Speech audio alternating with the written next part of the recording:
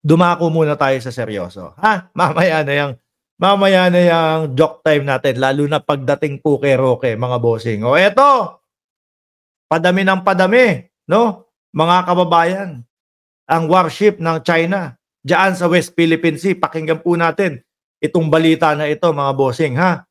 Eh, talagang yung pambubuli nila ayaw huminto, ano? Na namo-monitor ng Sandali, liitan natin, ha, para hindi tayo ma-copyright. Banat, boss! Patuloy na namo-monitor ng Philippine Navy ang mga barko ng China sa West Philippine Sea o WPS.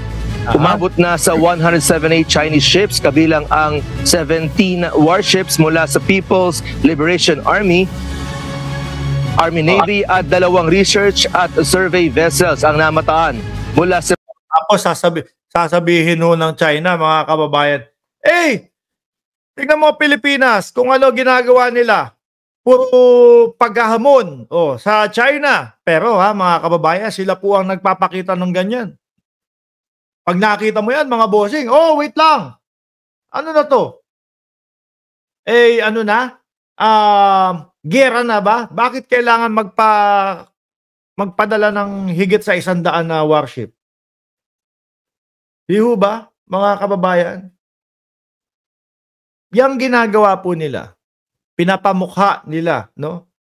Doon sa mga umaagaw o kaagaw o kalaban nila doon sa West Philippine Sea na, nako, hindi nyo kami kaya. Alam nyo po, wala na sigurong ganitong mangyayari. Kung simula't simula pa lang po, mga kababayan, ulit-ulitin natin. Kung simula't simula pa lang po, mga bossing, yung Duterte na nakaupo nun, pinahalagahan niya yung pagkakapanalo po natin sa UNCLOS. Hindi na po makakaporma itong China ng ganito, mga bossing. Hindi na po makakaporma yung mga yan. Bakit? O biruin mo, bago kang Pangulo. Kasabay nung pagiging bagong Pangulo mo, bagong panalo yung ipinaglalaban natin sa West Philippine Sea. Hawak mo yung dokumento, hawak mo yung papeles na tinawag po ng ating dating presidente na papel lang yan. Di ba? Kung ipinaglaban ho yun, syempre fresh na fresh ho yun sa buong mundo, mga bossing. Nandiyan po yung pagsuporta lalo nung mga rumerespetong bansa po natin, mga kababayan. Malamang sa alamang po halos karamihan po o majority ng bansa nakasuporta po sa atin. Kaso wala no? Yung tinawag niya na weak president, eto pa ngayon ang nakikipaglaban. Eto ngayon ang namumroblema, mga kababayan, dahil doon sa status quo. Hindi man lang pumalag ng konti dati Kala natin, totoo na yung pag nag-jet ski ako, salpak nung bandera ng Pilipinas. Tapos, ibig sabihin nun, mga kababayan, ang pagpapahalaga sa karapatan natin, no? Lalong-lalo na diyan sa West Philippine Sea. Kaso wala po. Tinabla, hindi ginawa ng paraan, hindi ipinaglaban, mga kababayan. Kaya ngayon, problemado po ang ating presidente. Pero kahit po problemado yan, ayan po, patuloy pong tumitindig para sa West Philippine Sea. Tuloy natin to, September 24 hanggang September 30 sa Baho de Masinloc o Scarborough Shoal. Inanunsyo rin ng China nagsagawa sila ng routine reconnaissance at sea-air patrol exercise noong weekend sa Baho de Masinloc. Kasabay ito ng multilateral nung tinapatan din, di ba? Nung tinapatan din ng Pilipinas, mga kababayan.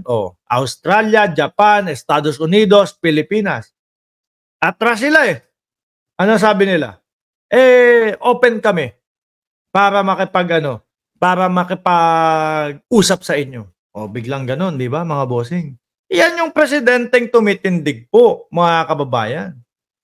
Hindi yung kagaya nung dati, gusto nyo, bombahin namin kayo pag pumalag kayo sa amin. Ay, hindi, okay na. Pati daw Canada, sabi ni Ma'am Maria Pami. Lola Ganda, shoutout po sa inyo. No? Brenda Barton, shoutout po. Tuloy. Maritime Cooperative Activity o MMCA ng Pilipinas kasama ang United States, Japan, Australia at New Zealand sa karagatang sakop ng West Philippine Sea kabilang ang Baho de Masinloc sa Zambales. Yan yung paganyan-ganyan po ng China, mga kababayan, pambubuli na. Kumbaga, style din ng mga DDS yan. Ano? Sindakan ang labanan. Pag nagpasindak tayo, tapos na tayo. Wala na yung West Philippine Sea sa atin. No? Pag nagpasindak tayo, wala na. Tuloy-tuloy na lang po ang gagawin niyan. Uutos-utusan na lang po tayo niyan. Uunahin West Philippine Sea, susundan ng Palawan. O, di ba? Nabalita din sa Palawan, mga kababayan. Halos puro mga Chinese na yung nakatira doon. Binibili nila ng malalaki yung lupa. O, uunti-untiin yung mga yan na ganyan. Hanggang sa, wala na. Buong bansa, sakop na tayo. Hanggang sa, i-announce na, Pilipinas, probinsya. Probinsya ng China. Pag tayong papayag doon. Kaya po, mga kababayan, napakaganda po, no? Nananalo ang ating presidente na si PBBM. Ayan, tinitindigan po talaga.